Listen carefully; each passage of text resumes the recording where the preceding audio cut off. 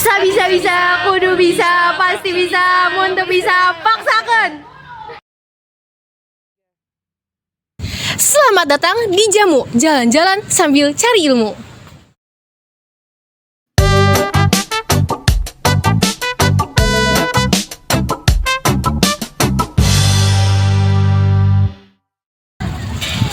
Nah, itu dia sekilas video mengenai kelenteng Talang yang ada di Jalan Talang nomor 2, Lembah Mungkuk. Menarik banget gak sih? Maka dari itu, yuk kita cari tahu fakta menarik apa yang ada di kelenteng Talang dan agama Konghucu. Tonton terus ya. Ini didirikan tahun 1415. Membuat mercusuar.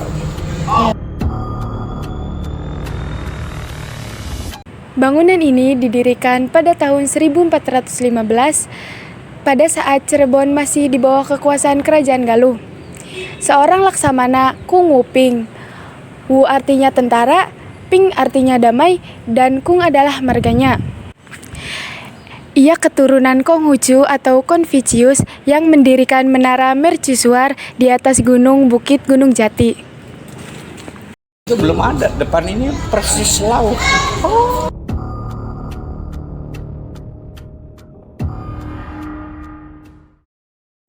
Di sekitar mercusuar terdapat penduduk Tionghoa Islam atau Hanafi yang terbagi menjadi 3 wilayah dengan tugasnya masing-masing, yaitu Kampung Seringdil ditugaskan menghasilkan kayu jati untuk perbaikan kapal, Kampung Sembung tugasnya merawat mercusuar, dan Kampung Talang ditugaskan perawatan pelabuhan.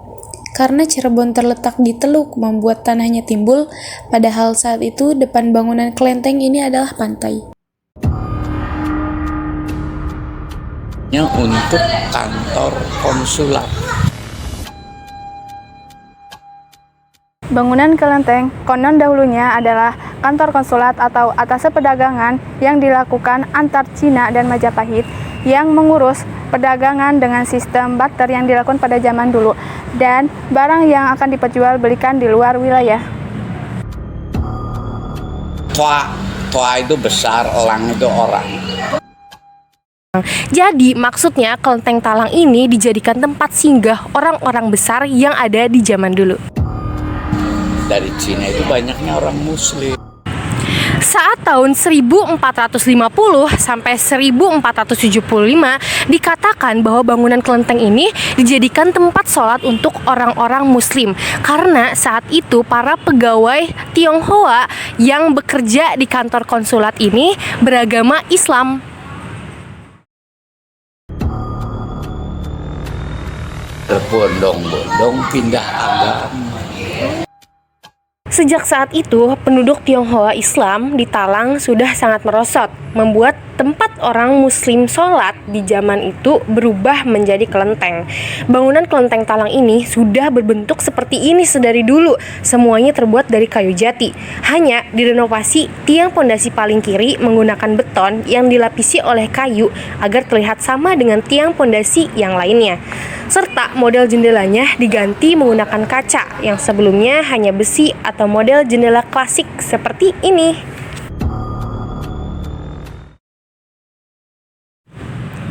Selanjutnya ada fakta-fakta menarik nih tentang agama Konghucu.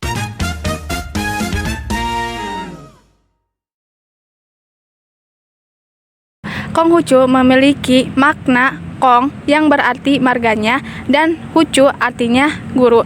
Jadi Konghucu adalah guru dari marga Kong.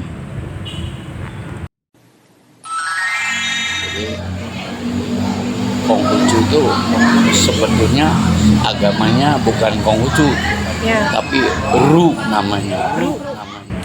Zaman meteori Qi tahun 1600-an, agama Konghucu sudah ada di negeri Cina, kemudian dibawa dikenalkan ke Nusantara dengan istilah Konfusius.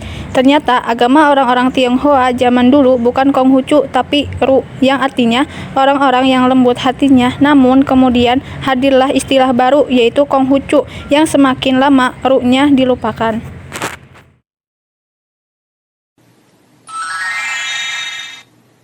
Dibawa oleh keluarga, diajarkan untuk keluarga. Jadi Ternyata penyebaran agama Konghucu hanya dari keluarga secara turun-temurun, tidak pernah melakukan penyebaran secara terang-terangan. Tapi teman-teman, ternyata terdapat kendala bagi agama Konghucu untuk berkembang.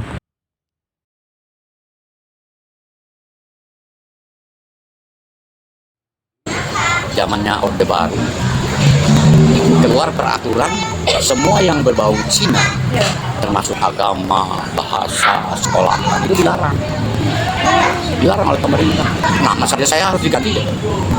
Nama asli saya Tiongkong dia. Berdasarkan akte itu. Ketika itu harus ganti nama. Jadinya Teddy. Jadi nama baru Teddy. Peraturan itu membuat popularitas penduduk penganut agama Konghucu menurun sangat drastis. Susi. Su itu 4, si itu buku. 4 kitab. Karangan Mengce namanya. Isinya satu tentang ajaran manusia yang mulia, lalu tengah sempurna, lalu satunya tentang diskusi antara murid dengan guru zaman dulu. Ini pengakuan iman Konghucu itu ini. Dalam agama Konghucu, bakti adalah hal yang utama karena penciptaan manusia berdasarkan hukum Tuhan itu berasal dari orang tua. Setiap hal yang berkaitan dengan doa dan keagamaan, setiap orang penganut agama Konghucu harus berdoa kepada langit terlebih dahulu. Dalam ibadah atau perayaan besar agama Konghucu, biasanya berdasarkan peristiwa alam.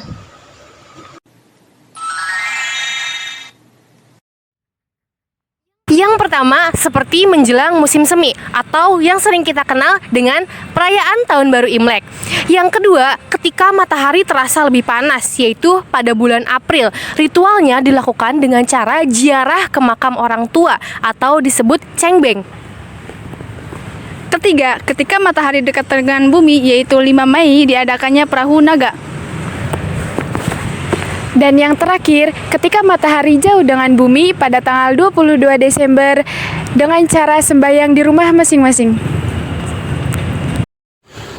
Kayaknya gak afdol deh teman-teman kalau kita nggak keliling-keliling di Kelenteng Talang ini. Yuk ikuti perjalanan bersama Pak Teddy.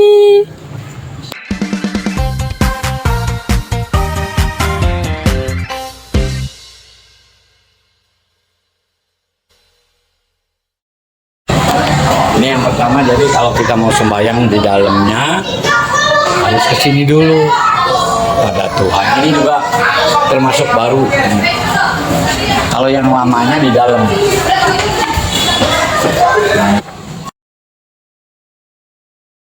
Hokpek Tengsin. Orang sini menyebutnya sebagai malaikat bumi. Jadi orang Tionghoa itu kalau datang dari negeri Cina mau tinggal dimanapun dia harus permisi kepada karuhun setempat.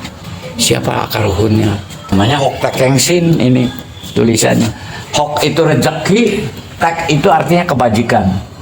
Yang lurus, ini malaikat. Jadi orang yang mau banyak rezeki harus berkebajikan dan lurus. Nah, itu macan katanya. Mau membuka lahan, siapa penguasanya? Yang paling galak itu macan. Tujuannya untuk keselamatan, memohon perlindungan. Zaman itu ketika berdiri Keraton Kecerbonan yang menjadi bendahara atau sekarang Menteri Keuangan lah orang Tionghoa ini, Tan Sam Chai Kong. Kayu-kayu di sana itu nama tokoh-tokoh leluhur sebetulnya yang dihormati karena berjasa kepada orang-orang Tionghoa. Gus Dur juga ada. Gus Dur. Ini namanya papan arwah, papan roh suci gitu. Ini Tan Sam Chai Kong. Kong itu artinya mbah. Ini Tan itu marganya, Sampai namanya. Ini tulisan Mandarin.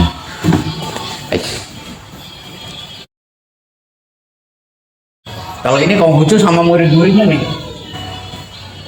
Jadi tokoh keagamaan yang menyebarkan kitab yang tadi itu, isi ajaran Konghucu tersebut. Dulunya berjasa kepada orang Tionghoa, pada masyarakat, atau karena dia pulang ke negerinya nggak ada yang ngurus. Kalau ini dewa laut, ini para nelayan biasanya menghormatinya. Ini atau disebutnya malaikat bintang utara ini, karena dia memberi petunjuk arah. Lalu di dalam kenegaraannya, Kwan Seng Tekun ini atau Panglima Kwan yang memegang teguh kesetiaan dan kebenaran.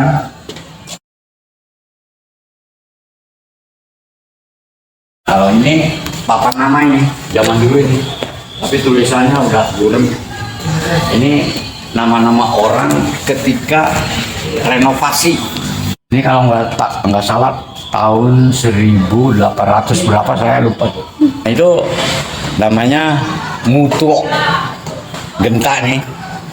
Nah, tulisannya itu Arcungsu, artinya setia kepada firman Tuhan, bawahnya Tepasarira.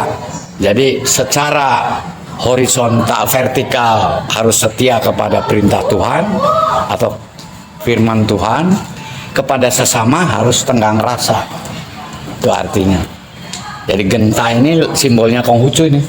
Kalau genta ini orang yang mendirikan pertama kali majelis Konghucu.